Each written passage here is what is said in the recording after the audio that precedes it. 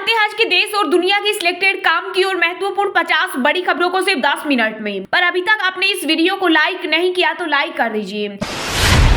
आगामी चुनाव को लेकर कांग्रेस की 2 दिवसीय बैठक का हुआ समापन। कांग्रेस नेताओं से मल्लिकार्जुन खड़गे ने कहा ये आराम से बैठने का समय नहीं। तो वहीं सोनिया गांधी और राहुल गांधी ने अपने नेताओं को मीडिया और सनातन विवाद से दूरी बनाने की दी हिदायत।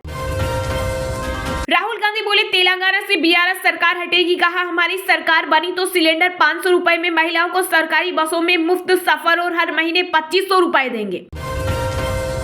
जम्मू के अनंतनाग में 5वें दिन भी जारी रहा एनकाउंटर। सुरक्षा बलों ने पहली बार हेरोन ड्रोन का इस्तेमाल किया जो 15 किलोमीटर दूर से भी हो सकता है ऑपरेट। एनडीए और इंडिया गठबंधन के बाद अब तेलंगाना के मुख्यमंत्री केसीआर की अगुवाई में बनेगा तीसरा मोर्चा। लोकसभा चुनाव से पहले असदुद्दीन ओवैसी ने दिए बड़े संकेत। भारत ने 8वीं बार एशिया कप जीता। फाइनल में श्रीलंका को 10 विकेट से हराया। टीम इंडिया की ओर से मोहम्मद सिराज ने लिए 6 विकेट तो हार्दिक पांड्या ने 3 को भेजा। पवेलियन रन चेज में टीम इंडिया की सबसे बड़ी जीत।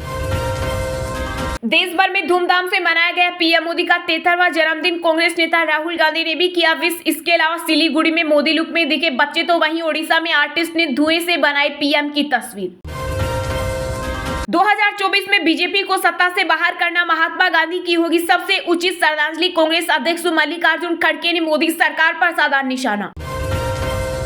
राजस्थान के शुद्ध देसी घी से होगी अयोध्या राम मंदिर की पहली आरती। जो गाय कटने वाली थी उन्हीं का घी 108 रथों से 21 दिन में पहुंचाया जाएगा। मोदी और केंद्र सरकार 100% देश विरोधी। सत्यपाल मलिक बोले नूह का दंगा सरकारी और प्रायोजित था। ये इसे जयपुर तक फैलाना चाहते थे। नए संसद भवन में राष्ट्रपति जगदीप धनखड़ ने फहराया राष्ट्रीय ध्वज। इस दौरान लोकसभा स्पीकर ओम बिरला समेत कई विपक्षी नेता भी रहे मौजूद। आज से शुरू होगा संसद का विशेष सत्र।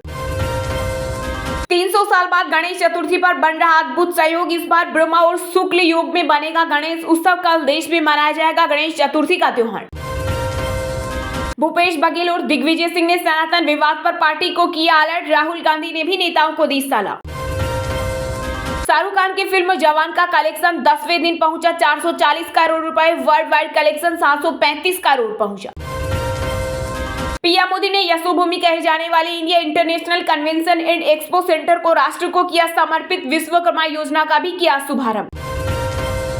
आगामी चुनाव धर्म और अधर्म के बीच की लड़ाई है। केंद्रीय मंत्री स्मृति ईरानी ने कहा मरते दम तक करेंगे धर्म की रक्षा। केंद्रीय गृह मंत्री अमित शाह और बीजेपी अध्यक्ष जेपी नड्डा ने पीएम मोदी को बताया नए भारत का शिल्पकार और गरीबों का साथी। हम खुद अनुशासन में रहेंगे तभी लोग हमारी बात मानेंगे। कांग्रेस नेता राहुल गांधी ने पार्टी नेताओं को पढ़ाया पाठ। संसद के विशेष सत्र में पारित हो महिला आरक्षण विधेयक। कांग्रेस कार्य समिति ने जातिगत जनगणना की भी उठाई मांग।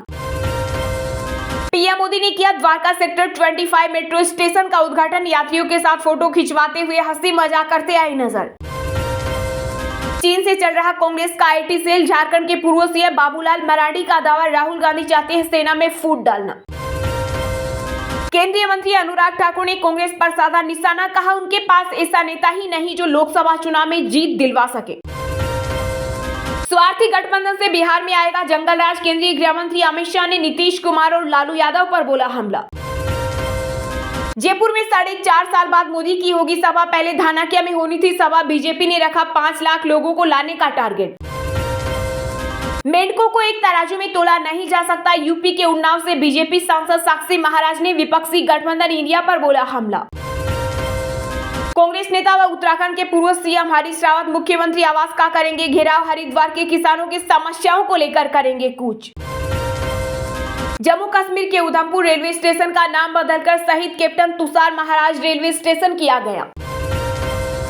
यूपी बिहार राजस्थान समेत देश के कई राज्यों में आईएमडी ने जारी किया रेड अलर्ट। तूफान के साथ होगी भारी बारिश।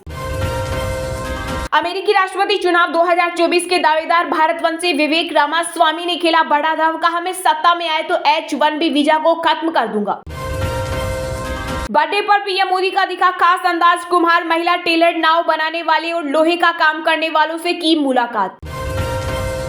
संसद के विशेष सत्र से पहले बीएसपी चीफ मायावती ने उठाए सवाल। जवानों की शहादत पर चर्चा की मांग की। इंडिया अलायंस बड़े बड़े चौधरियों का elite club. AIMIM chief Owaisi ने विपक्षी गठबंधन पर बोला हमला। हमें पीएम मोदी जैसा नेता चाहिए, पाकिस्तानियों के बाद अब अमेरिका के लोगों ने की मांग। केंद्रीय खेल मंत्री अनुराग ठाकुर ने हिमाचल की सुक्खू सरकार पर बोला हमला, कहा जब से सत्ता मिली तब से झोली फैलाकर घूम रही कांग्रेस। मोनू मानेसर को राजस्थान से हरियाणा लाएगी गुरुग्राम पुलिस, प्रोडक्शन वारंट लगाने की चल रही तैयारी। 1000 करोड़ के पोंजी स्कैम मामले में मुख्य आरोपी गुरतेज सिद्धू गिरफ्तार, अभिनेता गोविंदा से भी जल्द होगी पूछताछ। छत्तीसगढ़ में विधानसभा चुनाव को लेकर जनता कांग्रेस जोगी ने जारी किया घोषणा पत्र, गरीबी दूर करने सहित किए कई वादे। प्रधानमंत्री नरेंद्र मोदी के 73वें जन्मदिन के मौके पर दिल्ली में हजरत निजामुद्दीन दरगाह में पड़ी गई दुआ, सब बोले मोदी है तो मुमकिन है। पश्चिम बंगाल में कांग्रेस और लेफ्ट के लिए केवल 2 लोकसभा सीटें छोड़ने के लिए ममता बनर्जी राजी।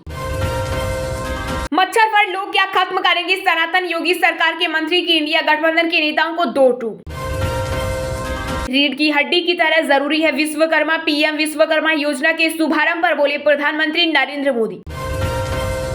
आगामी लोकसभा चुनाव को लेकर बंगाल में कांग्रेस की 2 टूक, माकपा या तृणमूल में से किसी एक का करना होगा चयन। नुह हिंसा के मामले में कांग्रेस विधायक मामन खान से पूछताछ का सिलसिला रात भर चला, कोर्ट ने फिर 2 दिन के पुलिस रिमांड पर भेजा, नुह में इंटरनेट सेवा हुई बहाल। जल्द होगा योगी मंत्रिमंडल का विस्तार, दारा सिंह और ओपी राजभर समेत कुछ बीजेपी विधायक बन सकते हैं मंत्री। मोदी अगला जन्मदिन पूर्व प्रधानमंत्री के तौर पर मनाएंगे, कांग्रेस की राज्यसभा सांसद प्रमोद तिवारी ने कसा तंज। होम लोन के नियमों में बदलाव करने की तैयारी में एसबीआई, बिल्डर को छत पर लगाना होगा सोलर पैनल। गूगल के सह संस्थापक सर्गेई ब्रिन ने अपनी पत्नी को दिया तलाक, एक्स के सीईओ एलन मस्क के साथ अफेयर होने का शक।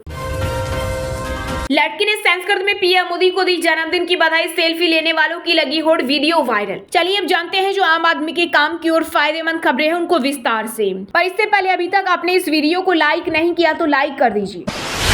पीएम मोदी ने यशोभूमि कहे जाने वाली India international convention and expo centre को राष्ट्र को समर्पित किया, विश्वकर्मा योजना का भी किया शुभारंभ। जी हां, प्रधानमंत्री नरेंद्र मोदी ने इंडिया इंटरनेशनल कन्वेंशन और एक्सपो सेंटर यशोभूमि के पहले पार्ट का उद्घाटन किया। दिल्ली के द्वारका में बना यह दुनिया का सबसे बड़ा मीटिंग, इंसेंटिव, कॉन्फ्रेंस और एग्जीबिशन सेंटर है। इससे पहले प्रधानमंत्री ने द्वारका सेक्टर 21 से यशोभूमि द्वारका सेक्टर 25 तक बने एयरपोर्ट एक्सप्रेस लाइन के एक्सटेंशन का उद्घाटन किया। नया Yashobhoomi Dwarka sector 25 underground station है जो सीधे शहर की जरूरी जगहों जैसे इंदिरा गांधी इंटरनेशनल एयरपोर्ट के टर्मिनल 3 और नई दिल्ली रेलवे स्टेशन से जुड़ा होगा। यह कन्वेंशन सेंटर भारत मंडपम से भी बड़ा है, जहां 9 और 10 सितंबर को G20 की मीटिंग हुई थी। यशोभूमि 219 एकड़ में करीब 5400 करोड़ रुपए की लागत से बनाया गया है। वहीं प्रगति मैदान स्थित भारत मंडपम 123 एकड़ में तैयार किया गया। वहीं इस दौरान पीएम मोदी ने द्वारका में India international convention and expo centre में पीएम विश्वकर्मा योजना का शुभारंभ किया। इस बीच पीएम मोदी ने विभिन्न कलाकारों, शिल्पकारों को पीएम विश्वकर्मा प्रमाण पत्र भी वितरित किए। इस दौरान पीएम मोदी ने कहा कि ये योजना लाखों कारीगरों के लिए उम्मीद की एक किरण बनकर आई है। प्रधानमंत्री ने कहा कि हमारी सरकार अपने विश्वकर्मा भाई बहनों का सम्मान बढ़ाने, उनका सामर्थ्य बढ़ाने और उनकी समृद्धि बढ़ाने के लिए एक सहयोगी बनकर आगे आई है। पीएम मोदी ने कहा कि कुछ दिन पहले हमने देखा कि कैसे भारत मंडपम को लेकर दुनिया भर में चर्चा हुई है। उन्होंने कहा ये इंटरनेशनल एग्जीबिशन सेंटर और यशोभूमि इस परंपरा को और भव्यता से आगे बढ़ा रहा है।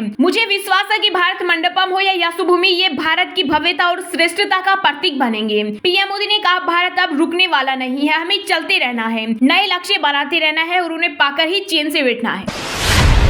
सनातन पर विवाद से दूरी, महिला आरक्षण और जातिगत जनगणना पर फोकस, कांग्रेस ने कार्य समिति की बैठक में तय की चुनावी रणनीति।